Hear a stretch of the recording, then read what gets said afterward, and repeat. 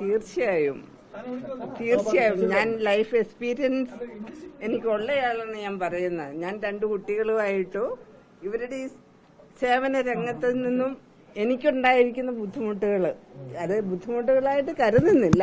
പക്ഷെ ഒരു മനുഷ്യന് എത്രമാത്രം ഡെഡിക്കേറ്റ് ചെയ്യാവോ രാജ്യത്തിന് വേണ്ടി, അത്രത്തോളം ഇന്നത്തോളം ഞാൻ കണ്ടത്രയും ഡെഡിക്കേറ്റ് ചെയ്തൊരു മനുഷ്യനാണ്. അപ്പൊ ഇതൊരു അംഗീകാരം ഒത്തിരി സന്തോഷമുള്ള കാര്യമാണ്.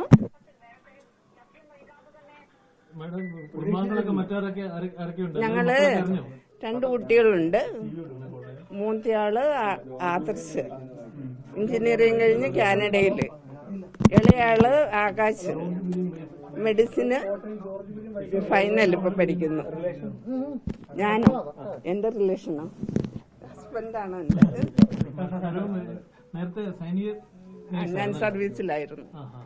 ഒരുപാട് കുടുംബത്തിൽ നിന്നൊക്കെ അദ്ദേഹത്തിന്റെ ചെറുപ്പകാലത്ത് ബിജെപി പരിവാർ സംഘടനകളൊക്കെ ആയിട്ട് ബന്ധപ്പെട്ട് പ്രവർത്തിക്കുന്ന എതിർപ്പുകളൊക്കെ ഉണ്ടായിരുന്നു പറഞ്ഞിരുന്നു. അതൊക്കെ പറഞ്ഞിട്ടുണ്ട്. നമുക്ക് അതെല്ലാം ഇതിലും ഉള്ളതാണ്. തീർച്ചയായിട്ടും. കാരണം ഞാൻ പറഞ്ഞല്ലോ ഒത്തിരി എക്സ്പീരിയൻസ് ഉള്ള ആളാണ്.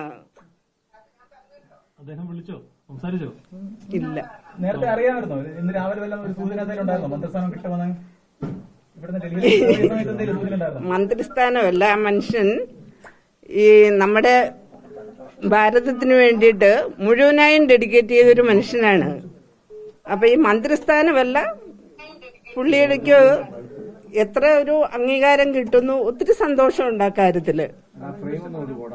ഒരു മനുഷ്യന് ചെയ്യാവുന്നതിന്റെ മാക്സിമം ചെയ്ത് ഞാൻ കണ്ടിട്ടുണ്ട്. എക്സ്പീരിയൻസ് ചെയ്ത ഒരാളാണ് ഞാനത്.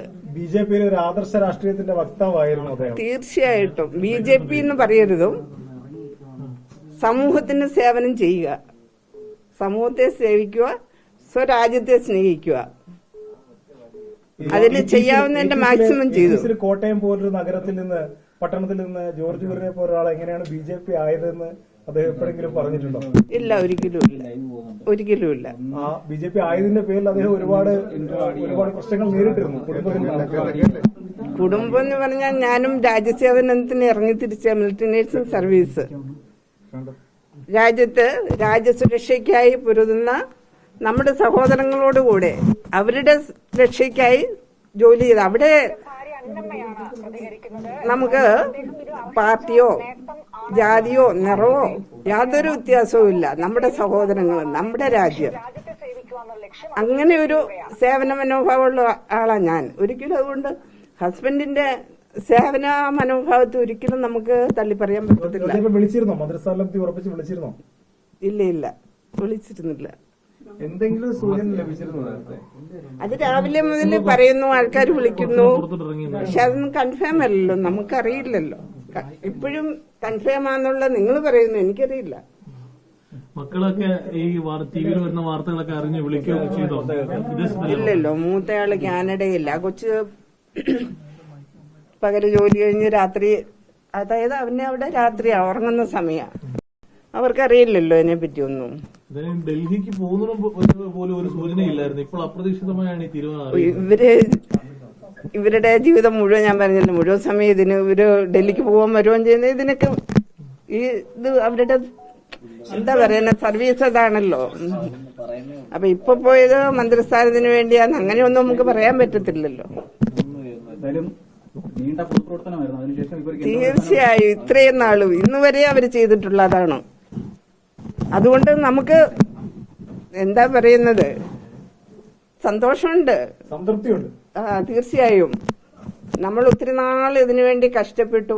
ഈവൻ ഞാനും എന്റെ മക്കളും. കേരളത്തിലെ ഒരു ബിജെപി പ്രവർത്തകന് ഒരു കേന്ദ്രമന്ത്രിസ്ഥാനം എന്നൊക്കെ പറയുന്നത് പലപ്പോഴും വളരെ വലിയൊരു സ്വപ്നമായിരുന്നു. അതിലേക്ക് മന്ത്രിസ്ഥാനമൊക്കെ വരുവും പോവുകയൊക്കെ ചെയ്യും. അതൊന്നും ഒരു മനുഷ്യന്റെ ജീവിതത്തിൽ വലിയ നേട്ടമായിട്ട് നമുക്ക് കരുതാൻ പറ്റത്തില്ല. പക്ഷെ ഇത്രയും നാളും അധ്വാനിച്ചതിന്റെ ഒരു ഫലം, അംഗീകാരം, അത്രയേ ഉള്ളൂ. എനിക്കോ? ഒരിക്കലുമില്ല. ഞങ്ങൾ വളരെ കുറച്ച് സമയങ്ങളിലേ ഒന്നിച്ചുണ്ടായിട്ടുള്ളൂ. ഒരു പ്രധാനപ്പെട്ട സമയങ്ങളിലും നമ്മുടെ ലൈഫിൽ ഹസ്ബൻഡിന് നമ്മുടെ കൂടെ ഉണ്ടാകാൻ പറ്റിയിട്ടില്ല. ഈ പൊതുപ്രവർത്തനം ഒന്ന് പ്രവർത്തനത്തിന്റെ ഭാഗമാണ് പുള്ളിയുടെ പൊതുപ്രവർത്തനം, എന്റെ സർവീസും രണ്ടുമുണ്ട്.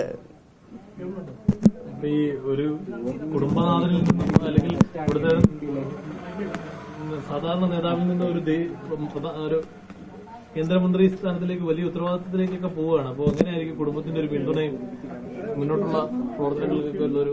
യാതൊരു തടസ്സങ്ങളും ഉണ്ടാകത്തില്ല. ഇന്നുവരെയും ആ രീതിയിൽ ഞങ്ങളുടെ കുടുംബം മുമ്പോട്ട് പോകുന്നു. ഇനി അങ്ങനെ തന്നെ പോയിരിക്കും. ഞങ്ങളുടെ ഭാഗത്തു നിന്ന് എല്ലാവിധ സഹായങ്ങളും സഹകരണങ്ങളും നമ്മൾ പള്ളിക്ക് കൊടുത്തിരിക്കും. ഒരു കാലഘട്ടത്തിൽ ബി ജെ പി ആവാൻ ഇതര സമുദായത്തിൽപ്പെട്ട ആളുകൾ മടിച്ചിരുന്ന കാലഘട്ടത്തിലാണ് ജോർജ് കുര്യൻ BJP ആവുന്നത്. അന്ന് സ്വന്തം കുടുംബാംഗങ്ങൾ, ഒരുപക്ഷെ മേഡത്തിലേക്ക് മുന്നേ സ്വന്തം കുടുംബാംഗങ്ങൾ പോലും അദ്ദേഹത്തെ കൂടെ അല്ലെങ്കിൽ BJP ചേർന്നതിനെ പരിഹസിച്ചിരുന്ന കാലഘട്ടം. അവിടെ നിന്ന് ഒരുപാട് ത്യാഗം സഹിച്ചാണ് ഇപ്പൊ ഈ സ്ഥാനത്തിലേക്ക് എത്തിയിട്ടുള്ളത്. അത് ഹസ്ബൻഡിനോട് ചോദിക്കണം. ഞാൻ പറയുകയാണെങ്കിൽ എന്റെ ഭാഗത്തു നിന്നും അങ്ങനെ ഒരു ബുദ്ധിമുട്ട് എനിക്കുണ്ടായിട്ടില്ല. കാരണം ഞാനും രാജ്യസേവനം ചെയ്ത ഒരാളാണ്. ഇന്നും രാജ്യത്തിന് വേണ്ടി നിലകൊള്ളുന്നതാണ്. അപ്പൊ നമ്മളൊരു സമൂഹ സേവനം എന്നുള്ളത് ആ രീതിയിൽ നമുക്ക് കാണാൻ പറ്റത്തില്ല. അവസാനം വിളിച്ച സമയത്ത് പറഞ്ഞത് സൂചന മന്ത്രിസ്ഥാനം കിട്ടും, അങ്ങനെ എന്തെങ്കിലും തരത്തിൽ സൂചനകൾ ഉണ്ടായിരുന്നു? അവസാനം വിളിച്ചു എന്ന് പറഞ്ഞാൽ രാവിലെ അവിടെ എത്തി, ഡൽഹി എത്തി എന്ന് പറഞ്ഞു. അത്രയേ ഉള്ളൂ. അല്ല, ഒന്നും പറയില്ല. ഞങ്ങൾ അങ്ങനെ അധികമായിട്ട് ഇങ്ങനെയുള്ള കാര്യങ്ങൾ സംസാരിക്കാറില്ല. അത് നിങ്ങൾക്ക് കാരണം ഞാൻ പറഞ്ഞില്ലേ, എന്റെ ജീവിതം ഞാൻ ഇവരുടെ കൂടെ കൂടിയപ്പോ മുതൽ കാണുന്ന ഒരേ ഒരു ഫീൽഡ് ഇതാണ്. ഈ സേവനമാണ് പുള്ളിയിൽ നിന്ന് ഞാൻ കണ്ടിട്ടുള്ളത്. അപ്പൊ എനിക്കതിന് വലിയൊരു പ്രാധാന്യം ഉള്ളതായിട്ട് തോന്നുന്നില്ല ഇപ്പൊ മന്ത്രി ആയതുകൊണ്ട്. ആത്മാർത്ഥത ഈ ഒരു പ്രസ്ഥാനത്തോട് കാണിച്ചിരുന്നു വലിയതെന്നല്ല, 100%. അതാണ്.